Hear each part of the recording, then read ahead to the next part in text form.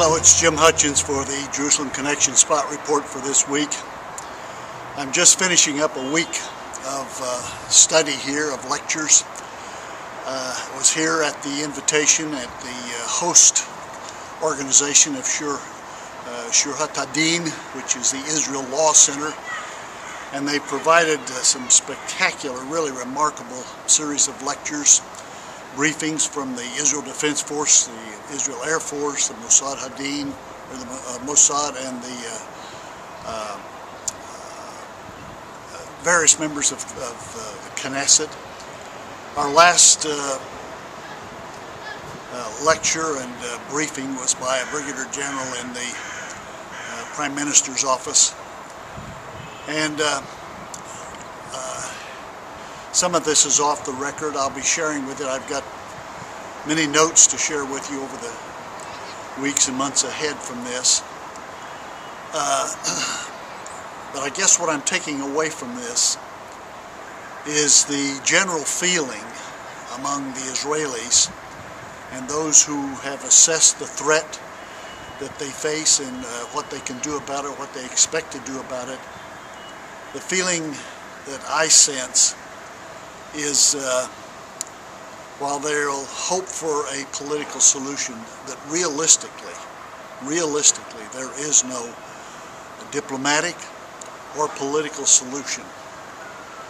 The opposition is so deeply entrenched, the anti-Semitism is a part of the DNA of the Arab world and particularly the Palestinians. But what can be done is the containment or the management of the opposition from a military standpoint. We visited Gaza today, went to the Gaza Strip, looked at the Gaza crossing, and I could see that the security there has been beefed up to the point where it's almost impossible for a terrorist action to take place. And that's the way Israel lives, and that's the way that they will have to live for the foreseeable future. There is a growing movement that I've been made aware of, we've heard some of it from the United States, to delegitimize the very existence of the State of Israel. The Arab world and certainly the Palestinians just refuse to acknowledge Israel as a national Jewish state. So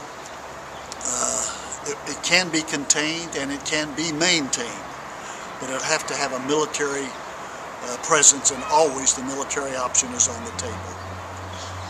So they're optimistic in the sense that they can manage this, that they can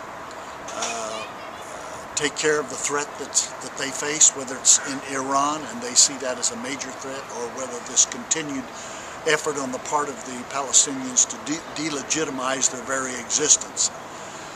As I speak, Prime Minister Netanyahu is in the United States. He and President Obama have already shared their vision.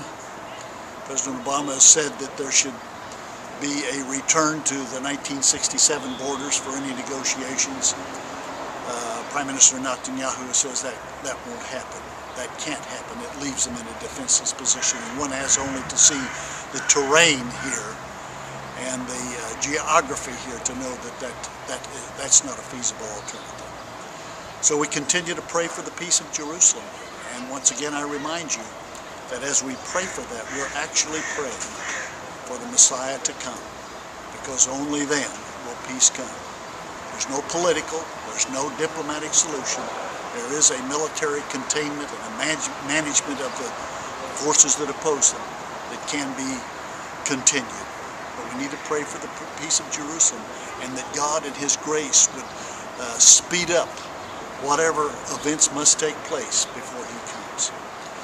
So until next week, Od Yavo Shiloh, until Messiah comes, Shalom Aleichem.